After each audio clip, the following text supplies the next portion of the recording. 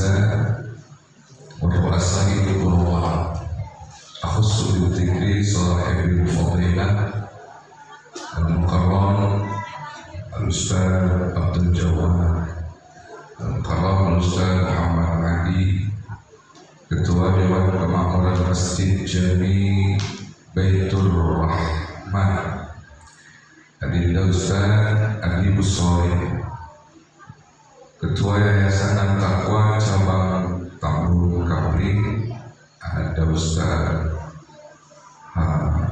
Mahzumi, juga Ustaz Sulaiman, Bapak Tisan, kemudian Ketua Panitia yang tadi telah menyampaikan kata sambutannya. Begitu indah uraian yang telah disampaikan buat kita semua. Semoga kita memahaminya. Amin. Ya Allah. Bapak Ibu yang saya hormati dan yang saya muliakan, malam ini kita mengadakan acara haul umum sekaligus tawakuf pengajian sementara. Hari ini juga kita baru saja membaca surah Yasin 3 kali. Dan hari ini juga Allah Subhanahu wa Ta'ala turun ke langit dunia. Maknanya malam ini Allah turun ke langit dunia itu adalah rahmatnya yang turun ke langit dunia dalam rangka memberikan ampunan kepada seluruh makhluk, kecuali beberapa orang yang tidak akan diampuni malam ini.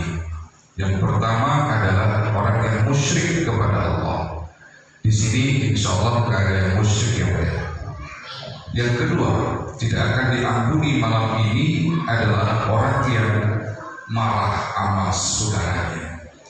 Di sini ada yang marah sama saudara. Bahaya.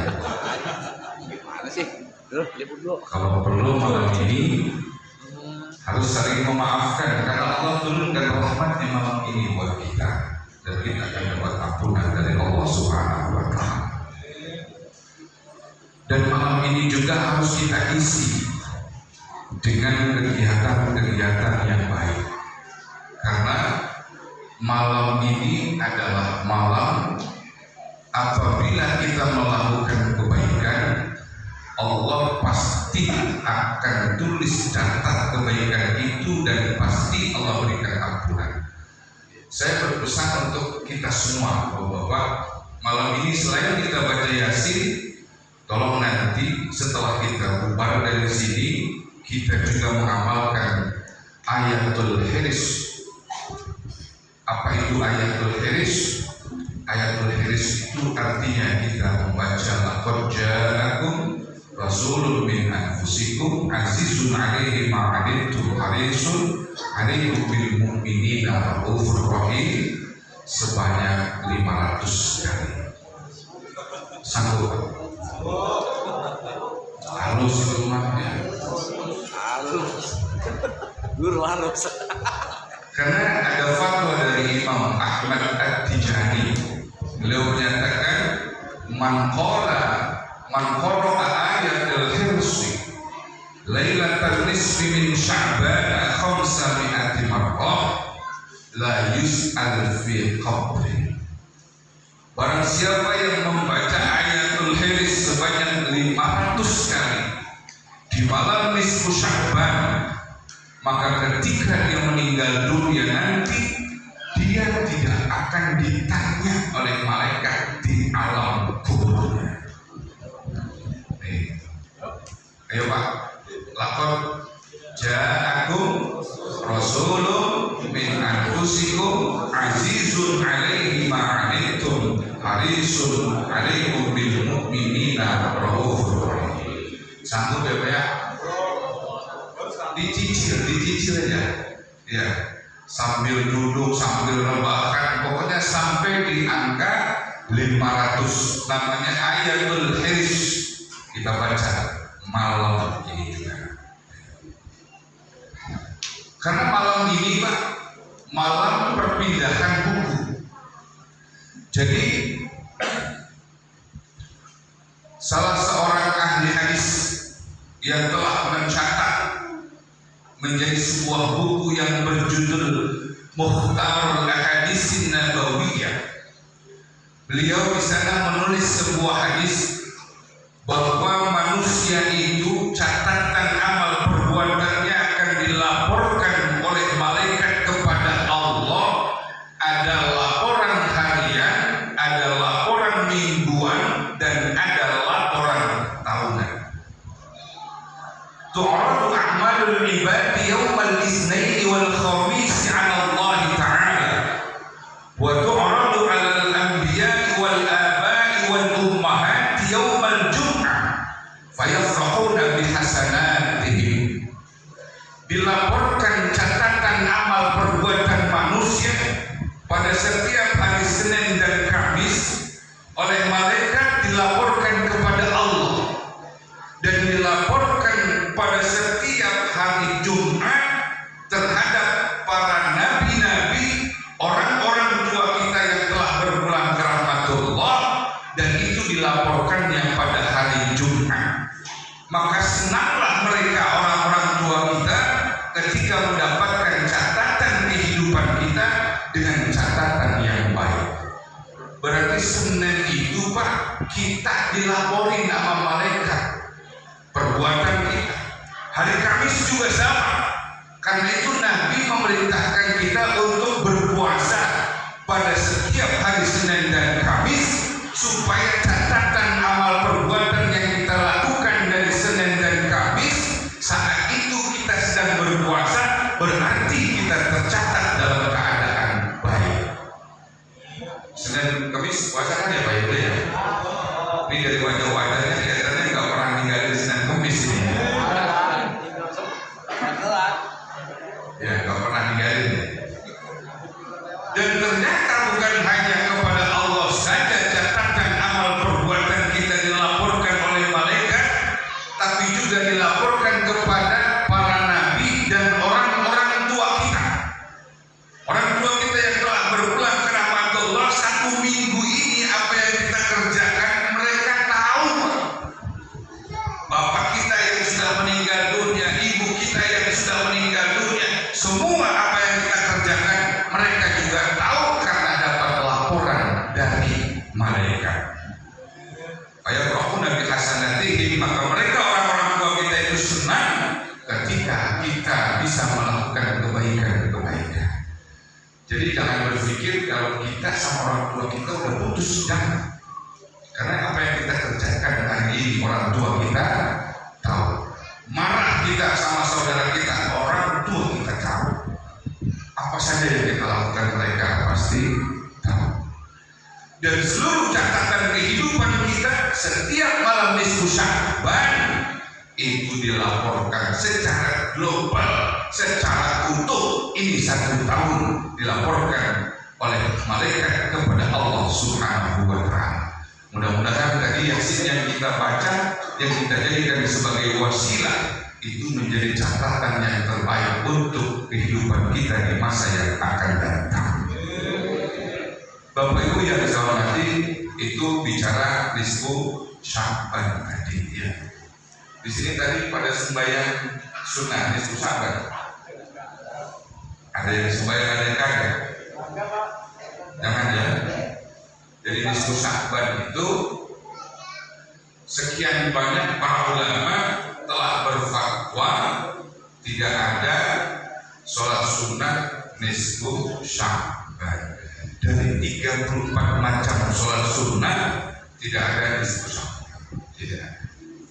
Yang ada adalah kita diperintahkan untuk memperbanyak sholat sunnah di malam ini. Dan sholat sunnah itu bisa jadi tahajud, bisa jadi witir, bisa jadi nafil mutlak, dan lain sebagainya. Ya. Kalau sejarah nisfu Sya'ban ada sholatnya, itu hanyalah bersifat ulama lokal yang berasal dari Palestina.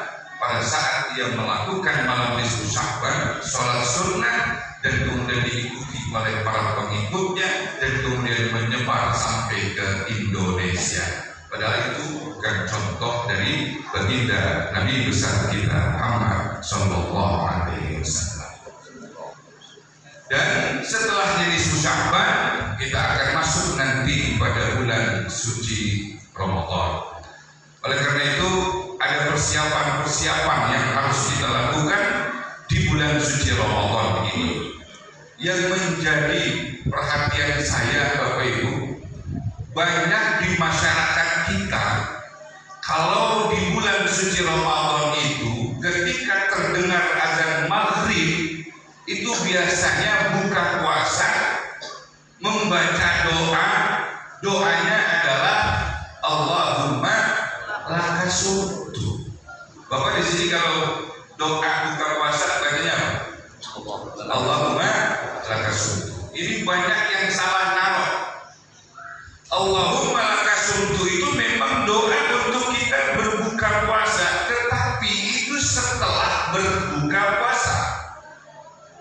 Ayo kita luruskan kembali. Nanti kalau misalkan kita udah masuk Ramadan, pada saat azan berkumandang, Allahu Akbar, jangan baca Allahumma lakasumtu berminum, jangan. Yang kita lakukan adalah Bismillahirrahmanirrahim, minum, makan korma, setelah itu baru kita angkat tangan Allahumma lakasumtu. Nih kira-kira makan bapak-bapak bagaimana itu? Dulu baru makan. Lakasumtu dulu. Udah gitu pakai acara berbuka puasa bersama lagi. Speaker lagi bacanya rame-rame.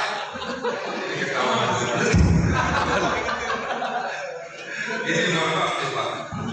Dari mana referensinya? Saya kalau bicara selalu berdasarkan referensi, ada maksud, ada rujukan, ada dalil yang kita ambil. Dalam kitab Nihayatul Zaid, dalam kitab Fathul Mu'in, I'anatit Thalibin, Al-Majmu' dan lain sebagainya dari Ma'asyiral Syafi'iyah, tidak ada satupun ajaran kalau kita buka puasa langsung baca Allahumma lakasumtu. Yang ada adalah kita melakukan ibtidah hakiki dulu. Apa itu ibtidah hakiki? Ibtidah hakiki itu artinya kita mulai berbuka dengan permulaan yang sejati, permulaan yang sebenar-benarnya, dan permulaan yang sebenar-benarnya itu adalah merujuk pada hadis Nabi, kullu amrin zibalin la yubtada'u fihi bismillahirrahmanirrahim fahuwa aqta. Jadi kalau kita buka puasa bersama atau kita buka puasa dan maghrib Allahu Akbar, ambil air atau ambil kurma dan lain sebagainya. Biasanya bapak-bapak kalau buka pakai apa? Kurma? Biasa. Hah? Bala-bala guru. Bala-bala? Masa langsung bala-bala Pak? Yang manis-manis dulu. Teh manis boleh, kalau ada kurma boleh, silakan. Kalau boleh yang cair dulu tuh. Yang paling bagus itu air sebetulnya atau kurma. Tapi kurma harus didorong sama air. Kenapa? Karena doanya itu dua riwayat. Kita baca Allahumma lakasumtu wa bika amantu ala rizqika aftartu bi rahmatika ya arhamar rahimin. Itu satu riwayat. Zahabat dhamma wa qallatil urub wa sabatal ajru insyaallah, itu riwayat yang lain. Kemudian ulama-ulama kita menggabungkan dua doa ini menjadi satu. Artinya berarti kalau kita berbuka puasa makan korma dulu silakan, baru air, atau air dulu baru korma, karena dua-duanya itu sudah masuk pada doa yang kita baca. Kalau korma aja belum basahin tenggorokan, air saja belum mengenyangkan. Oleh karena itu dua-duanya korma dulu baru air, atau air baru korma. Itu tata caranya seperti itu. Dan doanya baru komplit Allahumma lakasumtu. Kalau ada yang bertanya dari dulu kagak ada yang ngajarin begitu Ustaz? Hah? Pokoknya terbuka Allahumma lakasumtu, udah doanya memang itu. Iya, enggak salah. Itu doa buka puasa bersama. Iya, itu doa buka puasa. Iya, cuma naruhnya doang yang salah. Mestinya kalau peci naruhnya di pala, jangan ditaruh di pundak. Artinya apa? Ibtidah hakiki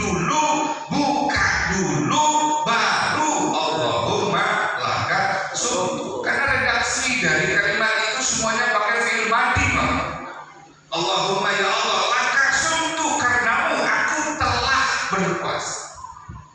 Wa bika amantu wa ala rizqika afqartu, dan atas rezeki dari engkau aku telah berbuka puasa.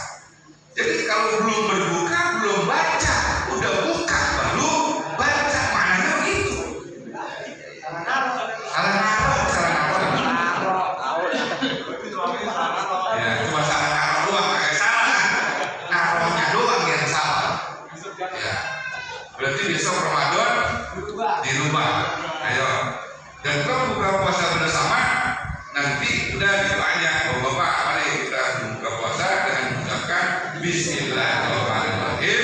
Kita makan, kita minum, setelah itu baru Allahumma lakasuddu. Itu yang benar. Baru ini ada penjelasannya. Alhamdulillah. Berarti malam ini saya menyampaikan nggak salah. Iya. Ini harus diamalkan. Iya, bukan apa-apa. Nanti kalau bapak-bapak di mana-mana, bapak-bapak diminta untuk menjadi pimpinan acara misalkan. Terus bapak-bapak, ayo Pak, kita baca doa bersama Allah Maha. Karena ada yang ngaji. Siapa ini orang mana ini? Ya, jangan malu. Ini Ramadan ya, masuk Ramadan seperti itu. Dan nanti ketika kita niat, ini yang menjadi fardunya puasa, itu niat wajib tiap malam. Bagi Imam Syafi'i itu tiap malam wajib niat. Jadi kalau kita baca nawaitu shauma ghadin, itu menurut Imam Syafi'i wajib tiap malam. Kagak boleh ada yang lowong satu nggak puasa di itu. Kalau lupa, ya makanya ayo niat itu tiap malam. Dan niatnya tolong dirubah. Dulu pakai dona, sekarang harus pakai doni. Dulu Ramadan, ya sekarang harus Ramadhani. Ini sudah tolong diingatkan. Jadi kalau kita udah ngaji ilmu nahwu, jangan sampai kita ini dianggap meremehkan kajian ilmu nahwu, karena memang tidak ada satupun ulama pada saat baca niat di bulan suci Ramadan yang pakai Ramadan, nggak ada, kecuali Upin Ipin. Kalau Upin Ipin saya dengar itu Ramadan dia. Ya. Ini sekarang kita udah ngaji, berarti Ramadhani hadhihi sanati lillahi. Ini yang harus kita perhatikan. Kemudian juga di puasa itu ada wajib puasa, ada sunnah puasa, ada makruhat puasa, dan ada muharramat puasa. Ada yang diharamkan dalam puasa. Kalau yang sunnah-sunnah saya pikir sudah di luar kepala semua ini bapak-bapak ya. Yang diharamkan aja ini, awas. Yang diharamkan ini karena nanti akan berimbas pada hukuman yang berat kalau kita langgar. Contohnya melakukan hubungan badan di siang hari bulan suci Ramadan, itu berat kifaratnya. Pertama, memerdekakan budak. Kalau ada budak, sekarang perbudakan sudah tidak ada. Yang kedua, puasa 2 bulan berturut-turut. Ini berat Pak. Ya, ini jangan sampai kita langgar. Khususnya yang muda-muda. Kenapa? Karena dari Nabi, di zaman Nabi dulu pernah ada bapak-bapak datang ke rumah Nabi. Ya Rasul, saya kalau cium istri saya bagaimana puasa saya? Kata Nabi, nggak batal. Bapak-bapak ini pulang dia. Terus yang muda datang lagi ke Nabi. Ya Rasul, kalau saya mencium istri saya di saat saya puasa di bulan suci Ramadan, bagaimana hukumnya? Batal puasa kamu. Ini pertanyaannya sama, tapi jawabannya berbeda. Yang muda kemudian ketemu di jalan sama yang tua tadi. Kamu dari mana? Dari rumah Nabi. Apa yang kau tanya? Yang saya tanya adalah bagaimana hukumnya di bulan suci Ramadan mencium istri. Terus jawaban Nabi gimana? Oh, nggak batal. Kata yang muda, loh, kok dia nggak batal? Tapi saya mau batal. Akhirnya berdua datang lagi ke Nabi. Kemudian kata Nabi, kamu yang tua nggak batal karena udah tua. Udah tua makan strong ya, Strong kan udah. ya sinyalnya udah ngedip ya.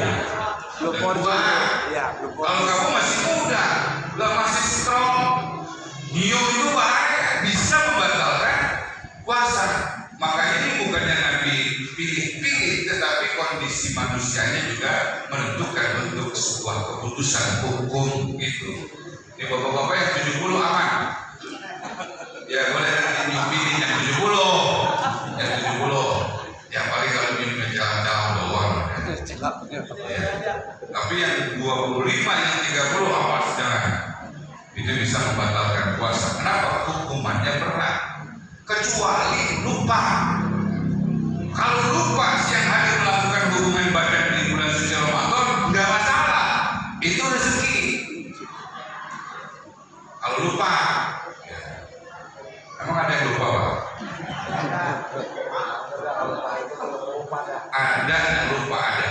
Karena saya pernah ditanya suami istri, belum saya kalau siang tadi habis melakukan hubungan badan sama bini saya. Kata saya, lah terus ente ingat apa yang sekali? Bini lo ingat apa enggak? Apa belum tahu dulu. Bini juga ngomong belum tahu dulu. Saya kagak ingat sekali. Jadi sama-sama lupa. Saya bilang kalau sama-sama lupa itu anugerah dari Allah. Syukurin. Alhamdulillah. Kalau begitu enak dilupa. Yang penting jangan pura-pura lupa. Kadang-kadang kalau lupa. Jadi kalau lupa gak masalah Pak. Kita makan sepiring sama sebakul, kalau lupa sama itu. Termasuk hubungan badan. Kecuali lagi hubungan badan ingat di tengah jalan. Enggak. Tengah jalan. Ibarat orang main bulu tangkis, dia lagi nyemek, dia nakik, dia terosok. Lagi seru-serunya. Bocahnya gedor-gedor itu, Pak kita buat beli petasan. Kata bininya, Bang puasa. Bagaimana dah? Kira-kira Bapak kalau lagi gitu bagaimana dah? Nah, terusin. Nah, itu maunya. Bu, saya tanya, ibu kalau lagi begitu lupa terus ingat, ibu kira-kira yang ibu lakukan apa? Terus. Ibu ini ibu. Terus Bu, juga. bagaimana Bu? Tanggung. Rendah. Ini benar ini. Apa? Terus. Alhamdulillah ingat nih. Benar itu wajibu al-iqlamu. Order wajib itu nyambut buru-buru, maaf gak bahasanya gitu ya. Apa sih bahasanya gitu kan? Tahu. Stop. Langsung itu kalau misalkan kata bininya, wah Bang muring-muringan dia. Kalau belum tuntas kemudian udah harus di stop gitu. Itu resiko. Pokoknya Bu, kalau misalkan bapaknya lagi di atas, terus ingat, Bang puasa, langsung tendang Bu. Tendang. Maksudnya biar buru-buru tuntas, jangan pakai nanya. Tendangannya udah kalau ditanya apa kagak rapi dah. Bang, bagaimana Bang? Tahu, bingung ini. Bingung yang ada jawabannya. Padahal harus segera di stop, harus segera diselesaikan. Ini mungkin persoalan yang jarang terjadi, tapi bisa saja terjadi di antara kita. Oleh karena itu, saya mengingatkan supaya kita jangan sampai terjebak pada pelanggaran yang berat ini karena hukumannya 2 bulan betul-betul. Kita udah puasa 4 kalau 2 bulan itu kan 60 hari. Kita udah puasa 59 hari kurang 2 jam. Terus batal, wajib ngulangi lagi dari pertama. 60 hari wajib. Nah, ini berat ya.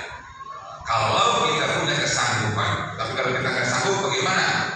Ya saya kalau puasa 2 bulan betul-betul nggak sanggup belum, ya udah kalau begitu nanti ada celahnya, ada hukuman yang lebih ringan lagi, memberikan makan terhadap 60 fakir miskin. Silakan itu memberikan 60 fakir miskin makanan, 1 orang fakir miskin 1 sok atau 1 mud. 1 mud itu sama dengan 6 ons, jadi seliter kurang, jadi sekitar 60 liter kurang dikit. Nah, silakan berikan itu kepada fakir miskin. Kalau nggak sanggup puasa 2 bulan berturut-turut.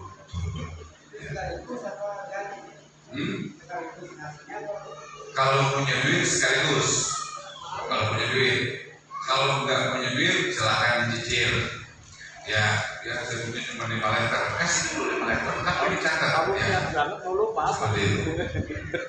Ya, itu mau udah nikah banget hukum itu. Daripada puasa 2 bulan berturut-turut. Nikah banget, enteng banget itu solusi terakhirnya seperti itu. Bapak Ibu yang musyawarati, itu nanti di bulan suci Ramadan yang harus kita jaga lagi adalah ini. Ada puasa itu sah secara hukum fikih, tapi pahalanya nggak ada. Nah itu ketika kita melanggar 5 hal, membuat puasa kita nggak ada nilainya. Pahalanya secara hukum fikih sah, tapi pahalanya nggak ada. Puasanya sah, tapi pahalanya nggak ada. Yang pertama, kata Nabi itu khamsatun, ada 5 hal tubtilu shaum yang bisa membatalkan pahala puasa sah, tapi pahalanya yang nggak ada. Yang pertama al-kizbu, kizib, sekecil apapun kita melakukan perusahaan itu tetap akan menghilangkan nilai puasa kita. Ada bocah minta duit sama kita, Pak, minta duit Pak, padahal kita punya duit. Kita jawab Pak bocah, mana kamu bapak kamu punya duit? Habis pahala puasa. Habis pahala puasa.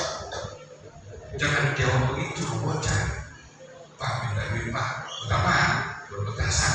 Jadi pilih kepatakan kalau bahasa saya. Mana bapak kagak megang duit Pak? Bener nggak? Mana bapak nggak megang duit? Dia bisa. Kalau kita jawab begini kagak dosa. Tapi kalau bocahnya minta itu di kantong. Dikrik. Itu di kantong bagaimana? Jawab, oh ini kantong ada dong ini ya, tapi ini buat persiapan dulu tahu lain apa kata.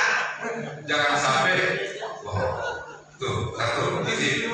Yang kedua ghibah, ngomongin orang. Zaman sekarang Pak ngomongin orang itu nggak perlu pakai mulut, pakai tangan sekarang bisa melalui HP. Kita WA sama orang, kita ngomongin orang, awas ghibah juga itu. Nanti kan memang semua kita ini ya, ketika berada di akhirat kan mulut kita dikunci. Yang bicara adalah tangan kita. Jangan saja sekarang udah pada ngomong itu kan. Al-yawma nakhtimu ala afwahihim wa tukallimuna aydihim. Jadi tangan kita udah bisa bicara. Maka tangan ini bisa berbuat ghibah. Ini pun bisa menghilangkan pahala puasa. Ghibah. Yang ketiga namimah, ngadu domba. Apapun yang kita baca nanti jangan sampai kita mengadu domba. Artinya kita share ke orang lain, jangan sampai kita ada unsur namimah, mengadu domba. Kemudian yang berikutnya al-yaminul ghamus, melakukan sumpah palsu. Demi Allah kita bawa, tapi urusan bohong. Ini namanya sumpah palsu. Berapa duit pakai barang? Ini 3.000, misalkan 30.000, Bang, 25 ya, 2 modalnya kagak segini. Padahal modalnya 20. Dikatakan demi Allah 25. Ini juga sumpah palsu, habis pahala puasa. Nah, yang terakhir baru an-nadzu bi syahwah. Ayo memandang dengan pandangan syahwat. Ini laki-laki dan perempuan. Laki-laki melihat perempuan ada syahwat, perempuan yang laki-laki ada syahwat, habis pahala puasa itu. Tapi ini laki, saya fokusnya ke laki. Kalau perempuan tuh jarang. Lihat bapak-bapak pakai tangan pendek, perempuan langsung kagak mungkin. Ya Bu ya. Ibu kalau siang hari bulan suci Ramadan ada bapak-bapak pakai tangan pendek, ibu nafsu apa kagak Bu? Kagak. Syukur dah.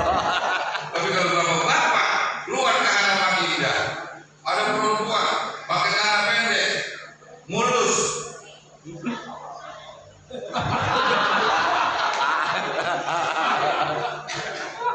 Bapak lihat apa kagak? Bapak lihatin apa kagak? Bagus. Alhamdulillah orang sini mau berarti hebat gimana ya? Jadi bapak kalau lihat perempuan mulus bodinya kalau bahasa orang sana semolokai berapa? Masya Allah, astagfirullahaladzim, langsung buang pandangan mata. Biasa begitu kan? Kalau lihat nih ada sesuatu, ada sosok yang memang menggiurkan di depan mata bapak, habis lihat istighfar apa enggak pak? Istighfar, tapi lihatin terus, tapi balikin lagi. Caranya itu kalau secara hukum lihat, misalkan bukan lihat, kelihatan di depan mata kita, langsung kita diperintahkan untuk mengalihkan pandangan seraya beristighfar. Astagfirullahaladzim. Balik lagi. Nah ini yang dosa ketika balik lagi. Saat pertama dosa pak. Astagfirullahaladzim. Langsung sholat. Kalau nengok lagi, nah itu dosa udah. Gitu. Ada yang punya teologi kalau begitu Ustaz katanya kalau kita lihat itu yang dosa kalau kedipan pertama. Berarti kalau kagak menit, kagak dosa. Berarti ketika dilihat dulu.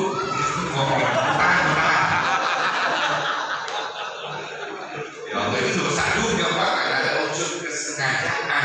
Gitu. Emang serba salah. Kita bawa motor, kalau misalkan kita buang pandangan kita ke sini, nabrak. Betul. Ya, kita nabrak. Kita bawa mobil, kalau kita naik, kita nabrak orang lain. Kok kagak mau di depan kita kan? Kita ada bahasa gini, kok kagak lihat, ya kan? Ya gue merem saya. Lihat barang bagus. Ini yang benar nih, makanya kita hindari dah. Ya hal-hal yang dapat merusak nilai pahala puasa kita, yang bisa menghilangkan pahala puasa kita, walaupun puasanya itu tetap sah, cuma karena ada upahnya, karena ada balasan, karena ada pahalanya. Ini hal-hal yang harus kita perhatikan, kita jaga. 5 hal yang dapat menghilangkan pahala atau nilai puasa kita. Bapak Ibu yang saya hormati, kemudian nanti masuk kita di Idul Fitri. Sebelum Idul Fitri kita ada bayar zakat. Ya, ini saya mohon bayar zakat itu sebaiknya kapan? Ya, kalau bicara tentang hukum fikih bayar zakat itu adalah malam Idul Fitri atau sebelum berangkat melakukan sholat Idul Fitri. Itu afdolnya di sini. Tapi kalau misalkan kita bicaranya hari ini, kalau kita misalkan pagi-pagi takut biar ketemu fakir miskinnya, nggak apa-apa. Kita sebelum Idul Fitri 2-3 hari kita sudah membayarkan zakat kita. Kemudian kalau misalkan kita bayar zakat, apakah boleh pakai uang? Bapak Ibu, secara hukum fikih Imam Syafi'i itu kalau kita bayar zakat wajib diikuti baladi, menggunakan makanan pokok satu negeri, Imam Syafi'i. Tapi Imam Abu Hanifah boleh pakai uang. Nanti silakan Bapak Ibu, kalau misalkan saya nggak ada beras, saya pakai uang, silakan. Dan terus kemudian kita dianggap talfik tidak? Kita dianggap mencampur adukan mazhab atau tidak? Jawabannya sederhana. Kita itu dianggap mencampur adukan mazhab jika kita melakukan satu qadhiyah hukum dan tercampur di situ. Satu qadhiyah hukum itu maksudnya satu lingkaran hukum. Orang sholat itu, orang bermazhab Syafi'i sholat dengan wudu itu berbeda. Artinya masuk dalam kategori qadhiyah hukum dalam satu lingkaran hukum. Ketika kita sholat pakai cara Syafi'i, wudunya pakai cara Hanafi, ini berarti kita mencampur adukan mazhab karena berada dalam satu qadhiyah. Tapi kalau misalkan di luar qadhiyah, zakat itu beda qadhiyahnya, lingkaran hukumnya beda dengan sholat, maka orang yang bermazhab Syafi'i ini boleh bayar zakatnya menggunakan mazhab Hanafi meskipun tidak dalam keadaan darurat karena dia berada di luar qadhiyah masing-masing, di luar lingkaran hukum masing-masing. Jadi nggak masalah tuh. Nanti kalau ada yang bayar zakat pakai duit, kadang-kadang panitia ada yang pedor, zakat ada sisanya. Nggak ada pak sejarah, zakat ada sisanya, nggak ada. Harus dihabiskan sebelum Idul Fitri. Habisin atau sudah diberikan jatahnya tapi belum diambil, silakan. Tapi yang jelas sudah ada akan diberikan kepada si fulan.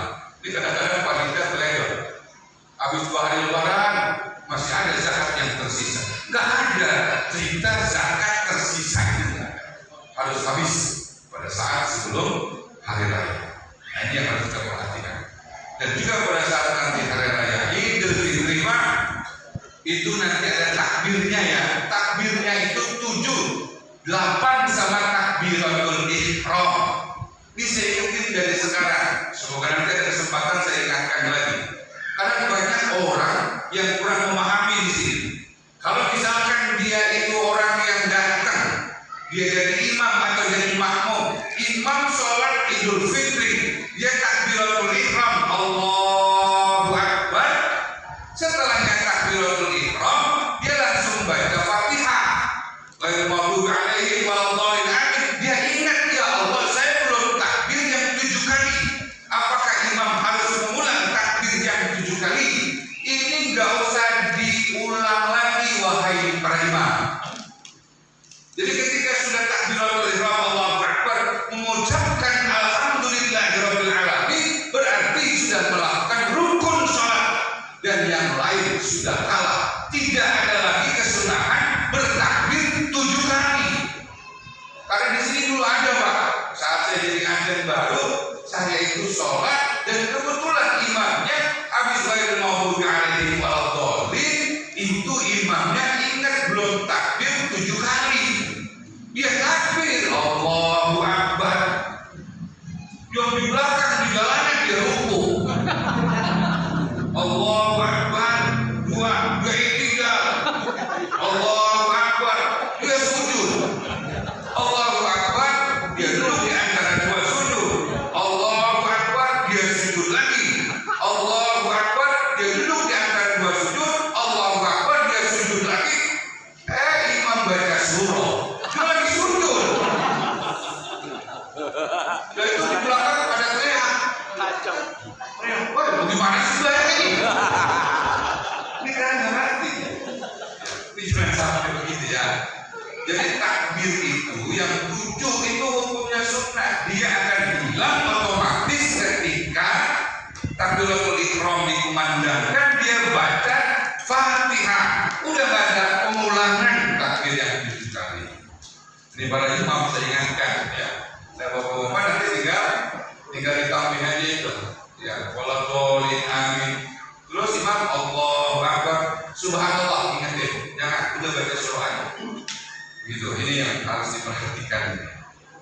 Ini kadang-kadang banyak yang keliru di sini. Bapak ibu yang saya hormati ya, mudah-mudahan setelah kita melakukan itu sabar dengan permintaan kita tadi agar kita diberikan karunia panjang umur sehat walafiat. Semoga kita nanti masuk bulan suci Ramadan dapat melaksanakan ibadah puasa dengan sebaik-baiknya, sehingga kita termasuk orang-orang yang dibersihkan oleh Allah seperti bayi yang baru dilahirkan dari rahim ibunya. Al-Fatihah.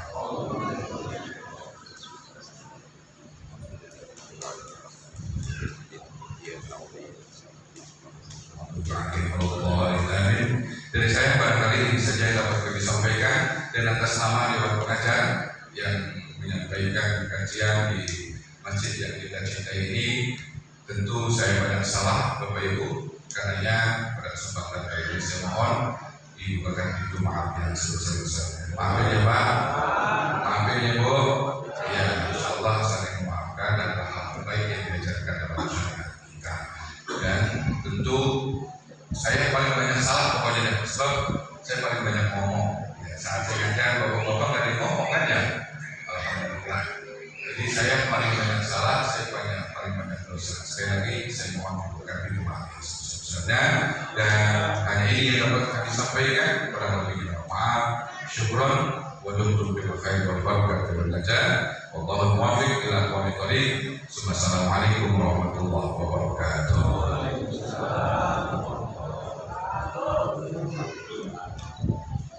Baterainya habis.